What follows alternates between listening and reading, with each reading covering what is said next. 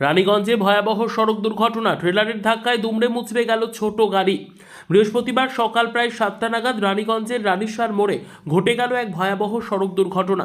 জাতীয় সড়ক 19 নম্বরের উপর দিয়ে আসানসোল থেকে দুর্গাপুরগামী একটি ছোট গাড়িকে পেছন থেকে জোর ধাক্কা মারে একটি ট্রেলার। দুর্ঘটনার মুহূর্তে গাড়িতে 3 জন যাত্রী ছিলেন। সংঘর্ষের পর স্থানীয়রা ছুটে এসে আহতদের উদ্ধার করে হাসপাতালে পাঠায়।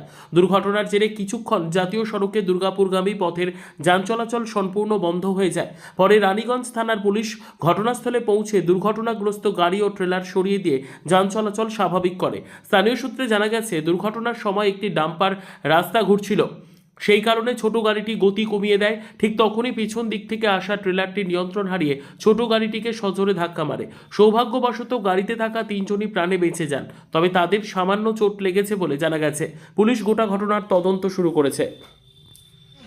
সেই জন্য একটা গাড়ি স্লো করার জন্য পেছনে গাড়ি এসে ধাক্কা মারে। মানে এই দিক থেকে বেরোচ্ছিল না, ঢুকতে চলতে গেলে ডাম্পার আসছিল, এবার সে পলাশডাঙ্গা ঢুকছিল, পলাশডাঙ্গা ঢোকাতে গাড়ি স্লো করে, পেছনে গাড়ি এসে তাকে মেরে দেয়।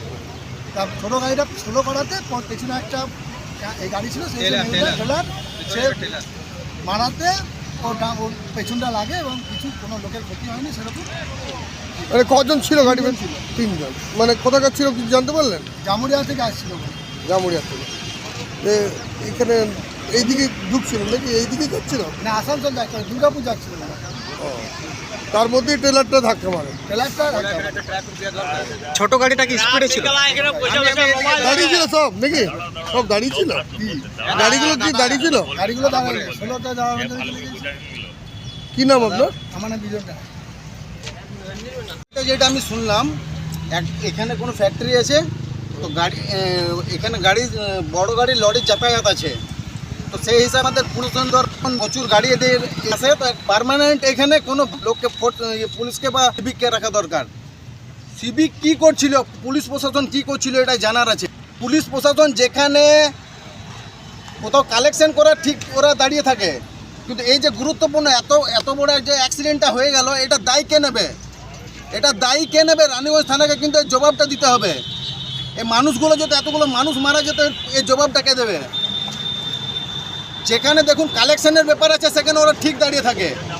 যেখানে আরে কোথাও ডাম্পার মাম্পারকে ধরতে হবে, তখন পুলিশ প্রশাসনকে ঠিক পেয়ে যাবেন। কিন্তু এত গুরুত্বপূর্ণ জায়গা, এত বড় যে একটা অ্যাক্সিডেন্ট হয়ে গেল, 3-4টে প্রাণ যদি চলে যেত, এর দায়িত্বটা কে নেবে? কি নাম আপনার? আমার নাম গোপীনাথ মাঝি।